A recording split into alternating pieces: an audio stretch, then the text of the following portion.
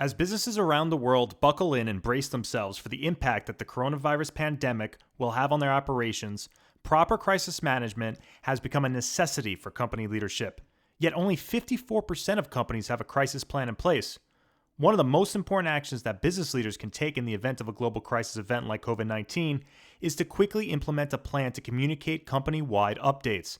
That's why Beekeeper prepared a general list of internal communication tips to help you effectively communicate with your team during a crisis situation. Download Beekeeper's free crisis communications checklist today at www.beekeeper.io/crisisavertedpodcast. That's www.beekeeper.io/crisisavertedpodcast.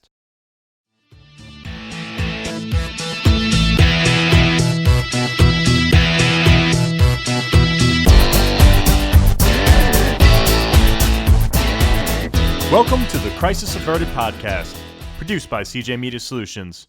I'm your host, CJ Arlotta. In this episode, I speak with Danielle Desir, creator of the Thought Card and founder of WOC Podcasters. During our conversation, Danielle shares how she's invested in herself and her business during the COVID-19 pandemic and provides her thoughts on traveling in the coming months. Feel free to send me your feedback at cj@cjmediasolutionsllc.com.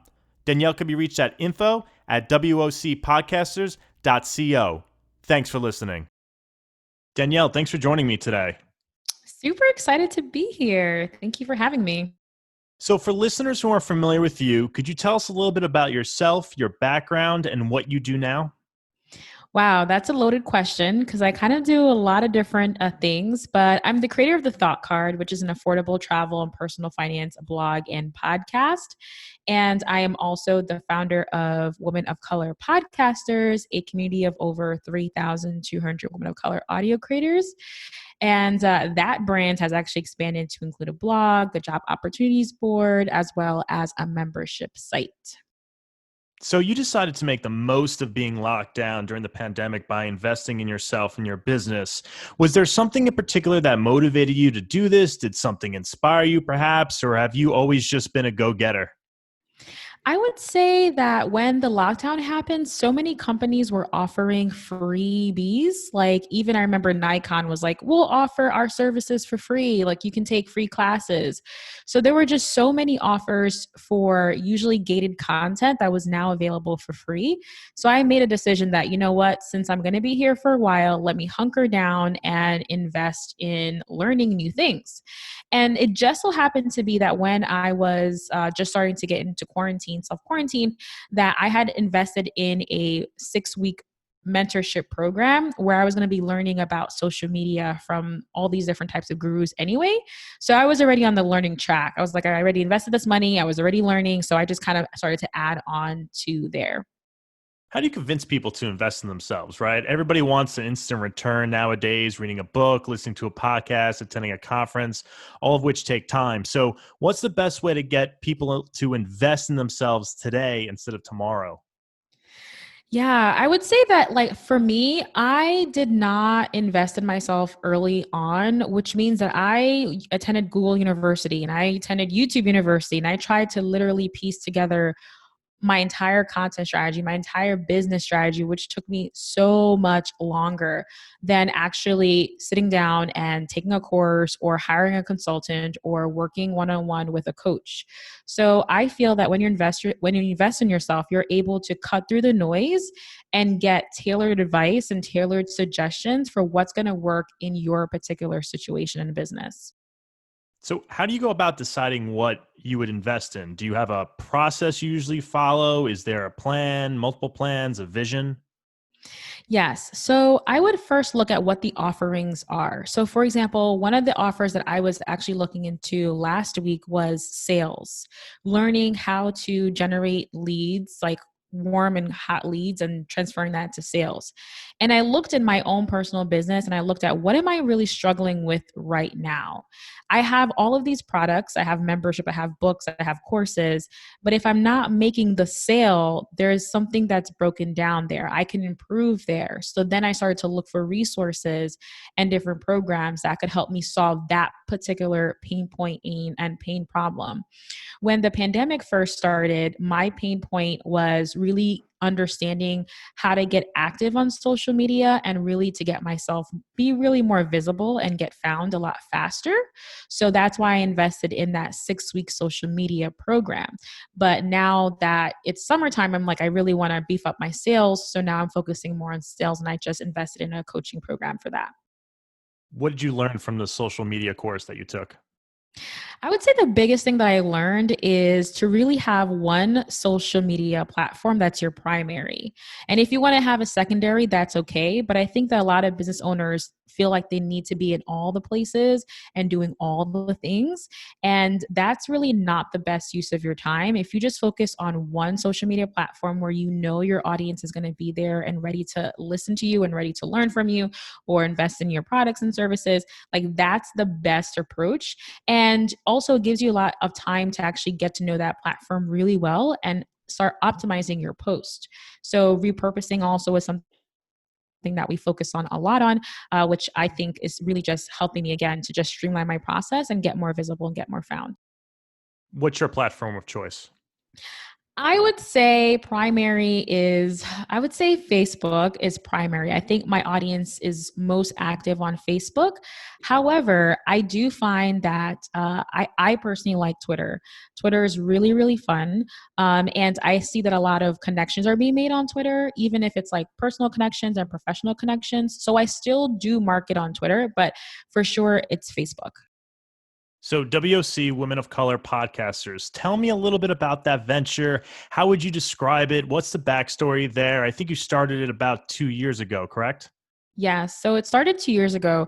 So WC Podcasters really started off as a hashtag on Twitter. And on May 1st, Spotify was supposed to announce winners to a week-long Sound Up Bootcamp opportunity. And in that opportunity, they were looking for 10 aspiring women of color podcasters to come and fly them out to New York City to learn from the great experts. And one winner would win $10,000. So when I saw this opportunity, I thought that this would have been like, this is for me. I have an aspiring idea for a podcast and I wanted to win that $10,000. So I applied. And it's funny enough because at the last question on the application was, what would you like to see different in the podcasting industry? And I just quickly looked at the Apple Podcast Top 100 podcast, and I did not see many women of color on there. So for me, I thought that people of color, women of color didn't really host podcasts and didn't really do podcasts. So I wanted to see more of a space where folks who were interested in podcasting can come together and be in community and learn from each other. But when I wrote that down, I did not mean that I wanted to create this space. I just thought that this space was needed and it would be super cool if I could join. But lo and behold, May 1st came around and I was super anxious and excited that I potentially could win. Because again, I just didn't know how many women of color out there were wanting to host their own podcast. But unfortunately, Spotify didn't reach out to any of the winners that day. And I had seen so much conversations and so many people talking about this opportunity that I quickly created a Twitter list. Now, I love Twitter, but Twitter doesn't allow you to really be in community with folks and to have engaging conversations besides like one-on-one threads. So I created the Facebook group that day. Now, fun fact is that Spotify didn't get back to us for 2 weeks or so. And the reason why is because there were 18,000 applications that they were trying to go through. And they were overwhelmed and they just did not anticipate so many people applying. So for me, that is showing that there's a need. So women host 22% of podcasts as of 2018. And women of color host less than that. There's not even a number to quantify how many women of color podcasters out there. But the fact that Spotify was able to capture this 18,000 women of color who are aspiring to be podcasters in 2018 shows to me that there's a need. And in the past 2 years, our community has grown to over 3,200 now. So I just see that we're just going to continue to grow and interest is going to continue to build over time. What were some of the challenges you faced with growing the community? I would say trying to understand the difference between being a community facilitator and a community leader. So when the group was first started, it was really building off of the buzz and momentum of this application. And I was doing a lot of the talking to brands and talking to companies and just like getting ourselves established in the podcasting industry.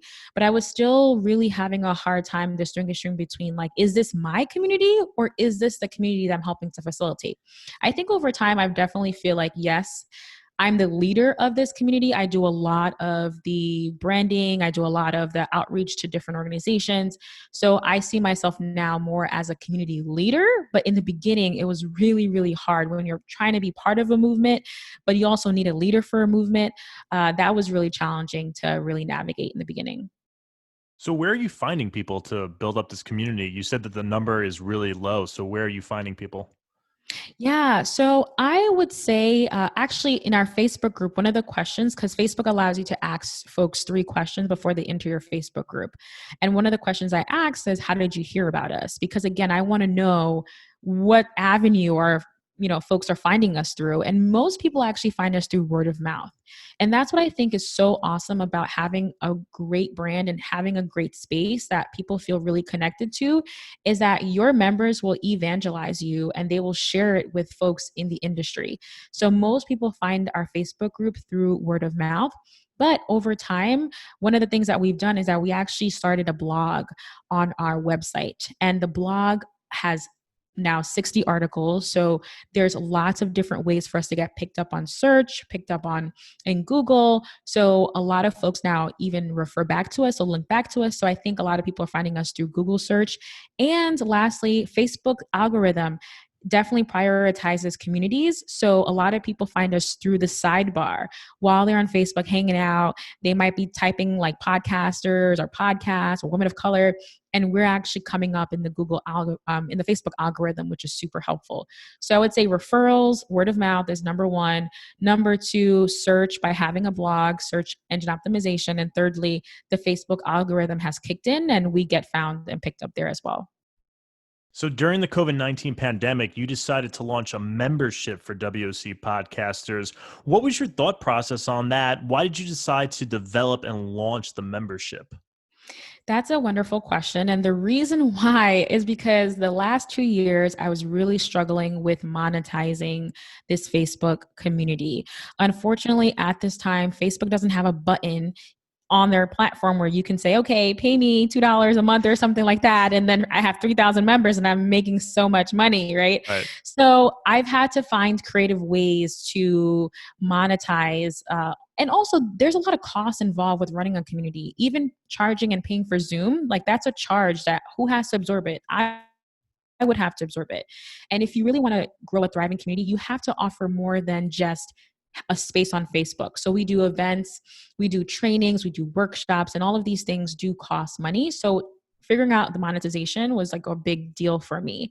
We started off with Patreon, which is a platform that allows folks to become patrons. They donate, or they give you a couple of dollars every month, and that is a way for you to start becoming self-sufficient. Now, I struggled with this because I'm like, I want to provide a service. I want to feel like an equal exchange. Like it just kind of felt weird to ask for donations or patrons, even though there are plenty of people who do it successfully. So during the pandemic, I was like, okay, I need to get started. And in the social media coaching program or boot camp that I was in, folks were saying that you should consider memberships. But at the time I was like, I don't think so. That's not really my vibe. This doesn't seem like my kind of thing.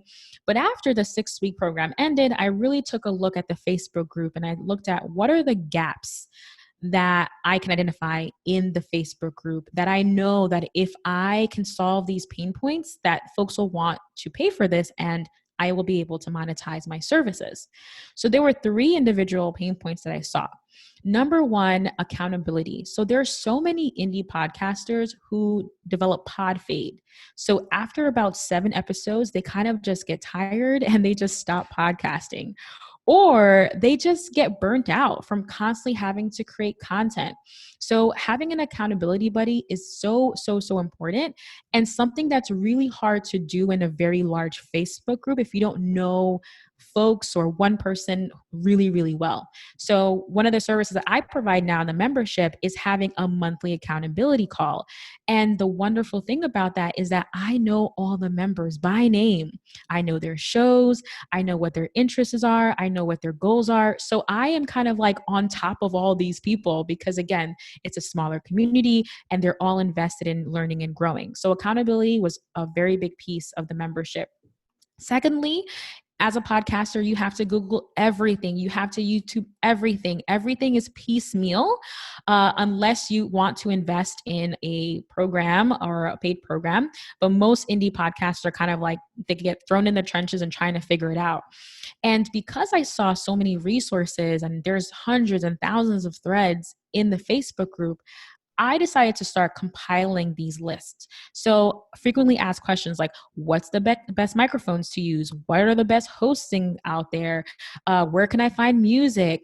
All of these like generalities that I can just point people to by just, saying, hey, we have a resource library, and then all of those things are in there, making it easier for folks and cutting through the noise. Also, what I did during the pandemic is that every single Friday I started to host lives in the Facebook group. So I would download those lives and put them in the membership as well.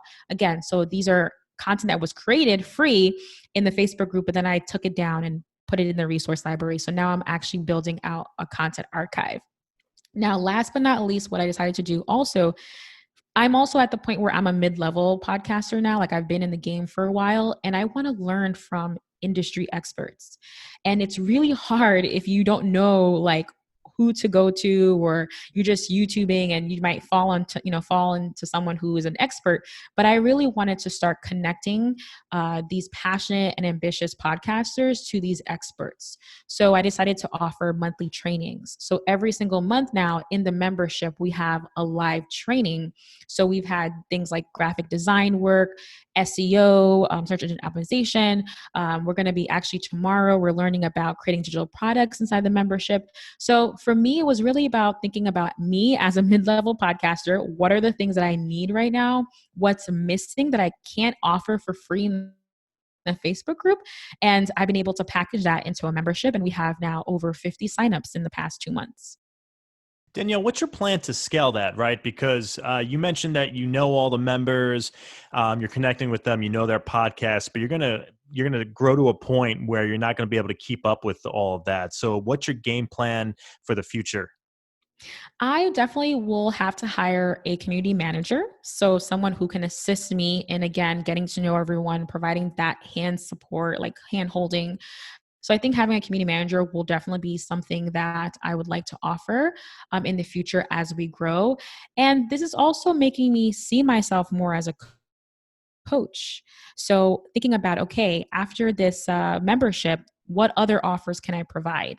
And because I'm working with so many folks one-on-one, I'm able to now identify more pain points, and I'm trying to flesh out what my coaching program, my high ticket coaching program will look like in the future. And so, what's the difference between the community itself and the membership? Do you get more benefits with the membership? Is that correct? So with the membership, you get the accountability calls, Mhm. you get actually there's a smaller Facebook group, so exclusive solely to the members, the paid membership members, Mhm. and the resource library, which is again all of the replays, all of the lists, and lastly the workshops. So I Okay. do in the background, I do create workshops specifically for the membership. So it's really content driven, really offering them access to be in a community, to talk, to chat, mastermind, and talk through challenges, and also to learn as well. Now, all of these things are not offered in the free Facebook group. The free Facebook group is just conversations, chatting, asking questions, collaborating, but none of the higher level and more intensive learning opportunities. Got it. So, WOC Podcasters has a virtual event coming up, right? Want to give that a plug? Sure. So last year, actually, we're now in our second year, we have partnered with Asian American Podcasters Association to create a virtual podcasting summit.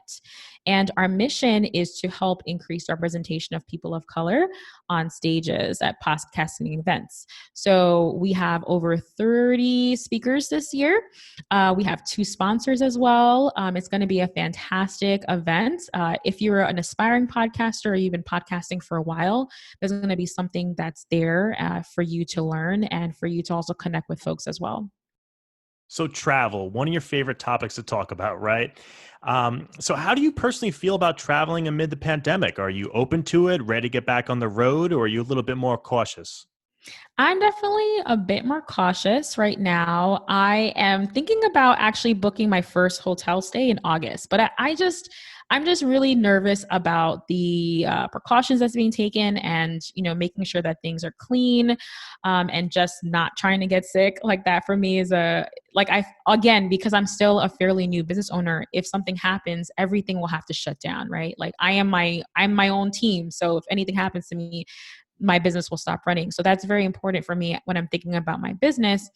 But what I have done over the last 2 months is every single week, preferably on the weekends, so that's when I have more free time, is that I do one outing. And like I would say more social distancing outing, but I have gone to a brewery, I've gone to a winery, I've gone hiking.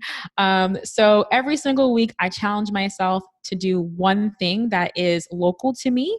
Then I'm also again having a lot of fun. And I'm hoping later this summer that I'll be able to actually go on a trip, but it's not going to be air travel, no train travel, no cruise travel for the foreseeable future. What do airlines, hotels have to do to get your business again? Is there anything they can do to get you traveling again? I've been thinking about this. And the problem with me is because I love finding great flight deals. So I'm still getting a lot of flight deals. So it's all very tempting. And it's something that I'm thinking about for 2021, because again, we don't know if there's going to be a vaccine in the foreseeable future. So there's going to have to be a point where personally, I'm going to have to say, okay, do I still want to travel despite the risks? But I think maybe by the time 2021 comes around, the airlines and all the other transportation modes, they'll have maybe more clearly defined ways that they're hoping to protect folks. So I think that I'm just going to have to wait and see, but I'm definitely going to just give it a little bit of time before hopping on another plane right now. What do you miss most about traveling? I think just like the act of like getting ready to go and like closing your front door and, heading out and not really knowing what to expect in a new destination. I think the pandemic, it's been hard. You're like home every day and every day is like the same and it all kind of like blends together, which can be really challenging, especially as a creative. It's really hard when you just kind of have no motivation or inspiration besides your 4 walls at home. So I do miss just being out there. I miss hopping on the flight deals. I miss finding deals. Like that's for me a lot of fun, finding a really great deal and being excited for a trip. I miss all of those things. But at the same time, it just makes me appreciate travel in a new sense. So even though I can't do those traditional things I used to do in the past, I'm still taking a lot of time to explore Connecticut. I'm not letting life pass me by, right? I'm still saying I want to go out there. I want to enjoy as much as I can, and let's do local for a bit. What are some of the top questions people are asking you about traveling? Definitely like, when am I going to start traveling again? Or like, what's holding me back? People want to know also travel trends as well. Like, what are my predictions for how things are going to look like? Are flights going to increase? Are, the prices, flights, are they going to increase or are they actually going to drop because there's less competition and all of that? A lot of people are also saying like, is it okay for me to think about traveling right now? And of course, I think that it's an individualistic thing that you have to think, is it okay for you? And I'm not judgmental. But these are some of the things I think a lot of people who perhaps haven't traveled that much in life are also like, wow, I missed out on a great opportunity. Let's try to get it together. So I am seeing a lot of uptick in travel interest as well. So you're a published author, as you mentioned. How many books have you published? I am going to be a published author of 3 books by September. So you completed another book during the pandemic then, correct? I did, yes. So tell me a little bit about that. All right. So my goal is to write 2 books a year. So I prefer to write in the winter again because I feel like winter you're kind of indoors versus summer I'm usually out at a beer garden or something like that. So in the winter time, so during April, actually my start date was April to start writing the third book that I had, which actually coincided with the pandemic perfectly. So I started writing the book is called Traveling with a Full-Time Job. But again, I had that already planned. But again, I think for me, what the pandemic has taught me is that it's actually really challenging. Again, it's really, really challenging to work on one creative project when you have no other like stimulation or other like inspiration coming from being able to even go to the gym or like go for a run or something like that. But yes, so in the fall, I definitely am going to write another book. So I try to write my books in the winter and the fall, again, because I just think that it's easier for me to just kind of hunker down and focus on this one project. Now, are you self-published? Yes, I am self published. Could you tell me a little bit about that process? Yeah. So that process, I would say it's involved. However, I personally love being self published because I can update and refresh and change anything, including the book cover, including the content in the book at any time. I would say the hardest thing about being a self publisher is, well, there's a lot of hard things like figuring out what your book cover is, right? Yeah. I'm one of those people that's like, I rather kind of like give me the options and I pick the best one versus me having to create something. But I would say just outsource the things that you know you'll have hard time with. So I outsource my book cover design. And because I'm the type of author that writes in a series, so my second book was Affording Travel, my third book is Traveling with a Full-Time Job. So it's kind of like a series. So I pretty much had a design that I had for my second book and just remix that for my third book so that when the books sit side by side, they kind of look in flow together. So the visuals are very, very important when it comes to books. When it comes to actually writing the content, I just wrote my content in actually Google Docs actually, but I would definitely back it up in Microsoft just in case if you mess up something on and you delete something on Google Docs. But I love Google Docs because, again, you can access it anywhere on your phone, also on your desktop or on your iPad. So that was what I used for actually writing the content. And Amazon, I published on Amazon. Amazon has tons of formatting advice and suggestions that they give you, and they actually have their own software that helps you to format the book. So all you have to do is pretty much input it in, and then it formats it for you. Yeah, that was the process. I would also say the thing for me that I had to think about was, do I want to be a KDP published author, which means that I am kind of locking in with Amazon for the next 90 days. And there are perks to that. But I think if for me, my decision was because I'm fairly new author, I wanted to see what the KDP program was about. But now as I expand my profile of books, I'm like, you know what? I'd rather be able to publish my book not only on my website, but also on Barnes and Noble and Apple Books and all the other places as well. So there's pros and cons, and just don't get overwhelmed by all the decisions that you have to make when you're a self-published author. How have you been going about promoting your books? Yeah, promoting has been a lot of fun. So I would say having a beta team is very important. And it's funny because people are like, well, beta team is not really promoting it, but it is kind of, and here's why. So what I do is after I've written the book, and it's so funny, I just emailed my beta book to my small team now, to actually today. And what I do is after I finish writing the book, I spend 2 cycles of me self editing the book. So I'll look at the book again. I'll maybe run it through something like Grammarly for spell checks and just make sure that I can try to present this book as clean as possible to folks who would be interested in reading the book. Now, for me, I knew that this book that I'm writing is for people with a full-time job. So I was looking for beta readers who had full-time jobs, who had a pain point that I wanted to solve. So I'm not sending this book out to my mom or to my sister. I'm sending it to people who really care and who I can help because, again, nonfiction books are usually to help you solve a problem, to take you step by step through a solution. So I really found a small team of 3 people who told me that they had full-time jobs, that they would be interested in reading this book. So once I send them the book, I also tell them, listen, here are a couple questions, and very particular questions like, did you find any parts in the book boring? Did you skip any areas? Are any of the parts confusing? Really detailed to get them to think about it more than just, oh, this was a good read, right? Like I want constructive feedback. Now, what I found is that once this small team reads the book, they're wowed by you, right? Especially if they never read a book from you before, or maybe they have and they love your work. So they're wowed by you. So now they're going to go again and evangelize you. And when your book comes out, I've seen that my small beta readers, they really pushed and pushed and pushed for me. So that's phase 1 of my marketing.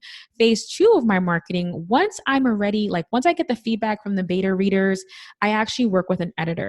And I do pay the editor, and you have to pay them a pretty penny because they do a lot of work there. Sure. And it's really important. Again, I rather for my books for have less mistakes and for people to kind of be stumbled on the errors than for them to like, I just rather have it be edited. But after the editing process, or I would say between the editing process, I'm starting to create a launch team.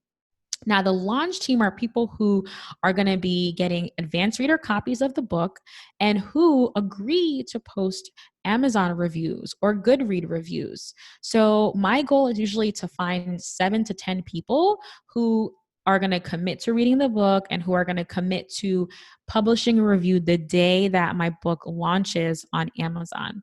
So the good thing about Amazon is that you can actually publish like have your book pre-order a year in advance. However, book reviews cannot start until you actually launch the book. So the first day that your book is launched, it's really important to get all the reviews as much as possible. So getting this team together, getting them hype and getting them excited. And then the day that it actually launches, really encouraging them to leave reviews. Now, once you have a good quantity of reviews, now the algorithm on Amazon algorithm can actually start picking up your book. And that is a machine in its own. But I've also used like social media. I use my podcast as a vehicle to share about my book. So I actually have an individual episode where I talk about the book and the launch and the description and my highlights. And then I also do a lot of behind the scenes. So on Instagram stories, I will do like a daily check-in. When I was writing the book, I would get people excited about it, like give them behind the scenes of what I'm doing in the book. And people actually like, email me or like DM me and say, hey, like, did you write today? They're really invested in like seeing your progress. So getting folks involved as early as possible. And the last thing that I would say, one of the things that is really important for me before like I really dig into actually writing is having the book cover designed. And for me, there's 2 things.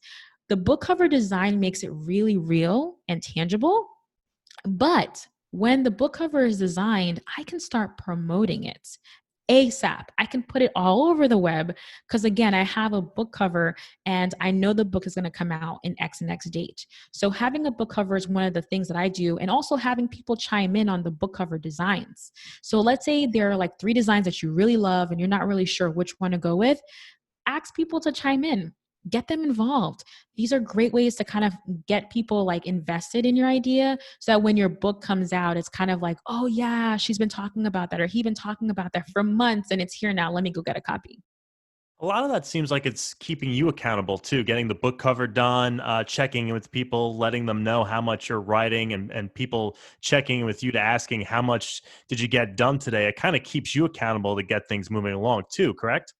Oh yeah, definitely. There's a lot of I would say like there's a little bit of pressure, especially for me. I actually put up date, so I actually have a pre-order date, but for Amazon, you need to make sure that when it goes live, that you have to have it live. If you miss that deadline, you'll get penalized and you might not even be able to publish on Amazon again. So that date is really, really important. And I just try to back into it. But keeping yourself accountable is so, so, so important. And having some mini deadlines and mini milestones has helped me get numerous books out. What's the time frame for the draft and the date that it gets published when it goes to the editing process? So I give myself 2 months, and my books vary in length. So there are lots of authors who will do 50,000 word books. That's not me right now. And it's the reason why is because I actually am the type of author where it's like, I'm going to write as much as I can write about this topic. Like once there's no more words, I'm just going to stop. I'm not going to try to create, I'm not a fluff writer. I don't just create stuff. So actually, it's so funny because my second book was a little bit over 9,000 words, but it was 9,000 words of like action packed. So I just want to just make sure that those who are listening don't feel like a book has to be this like novella that's like huge, and it doesn't have to be 50,000 words, and it could still be really successful. But for the book that I was working on during the pandemic, my goal was to actually do 20,000 words, and I gave myself 2 months to actually write it. So between April and all of May, I wrote the book. And then I gave myself a month and a half, and I definitely dragged my feet a little bit for this one, but I gave myself another month and a half to do the self-editing. And I also, one of the bonuses for this book is that I actually recorded a panel interview. So this is one of the things I think once you start writing books, you kind of learn new tips and tricks as you go, and you start implementing things for your next book. So one of the ideas that I got was, okay, because I'm talking about traveling with a full-time job and there's so many narratives and so many different types of jobs to have and different types of constraints, why don't I create a panel and invite 4 avid travelers who also have full-time jobs to come in and talk about this topic. So that took a little bit of time to kind of coordinate everyone's schedules to have it recorded. So that was what I did in, the month and a half after I wrote the book. So now we're in July, and July is when I'm doing the self-editing. I'm also getting the beta readers and my editor. So I would say 1 month for editing, just like really focusing not only you, but also having editorial team look at your book as well. What are your goals for the remainder of the year? Oh, I don't even know yet. Everybody's taking everything, month by month, right? Yeah, I don't know yet. I think because the membership is so new, really getting a good cadence, and I would love to, double the amount of members I have. So getting to the point where I do need a community manager would be amazing. So really focusing on growing the membership and understanding if people were interested and haven't purchased yet, why is that? So really doing a lot of market research and understanding the needs of my community. I will definitely be writing another book in November. November is NaNoWriMo, so National Novel Writing Month. And that's where, thousands of people come together to write books. So that's like a really good time if you're needing of motivation to write a book. That could be a really great time to write a book. I know for that for sure.